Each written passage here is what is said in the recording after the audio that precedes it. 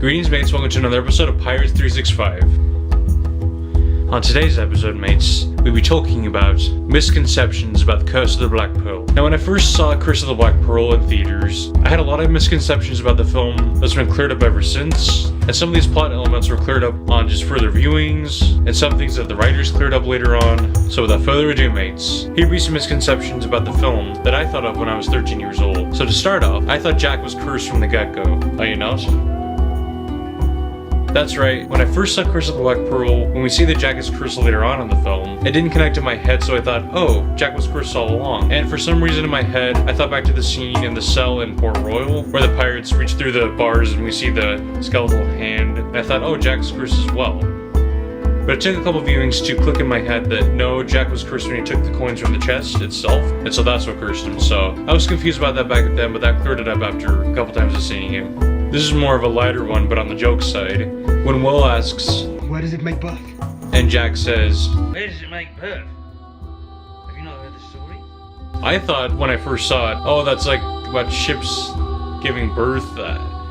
It was kind of a weird thing to think of, but just how Jack said it was, "Where does it make birth? Have you not heard the stories? Like, have you not heard the birds and bees about ships?" So it's kind of funny back then, and I realized after that, like, oh, where do they make birth? Like, birth. So yeah, that was a misconception that I got cleared up later on. Something that confused me with the curse back then was when Jack cut his hand through the coin at Will, and then Will dropped the coin in the chest.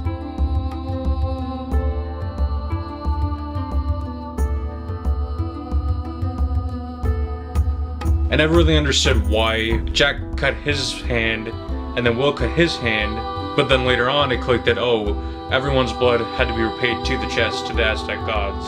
So yeah, I thought that's kind of weird. For some reason, for a while, I thought that the curse went to break it, that just the last person who took the coin from the chest had to cut themselves, pay with their blood, and then put it back in the chest. I thought it was just the last person who took the coin from the chest, but it ended up being where everyone needed to repay their blood for the curse. So yeah, there's that one. Also, you can follow this one under misheard lines. When I first saw the film, when Barbossa gets shot, I thought he says, "I feel gold." And I was like, what does that mean? Why does he say I feel gold?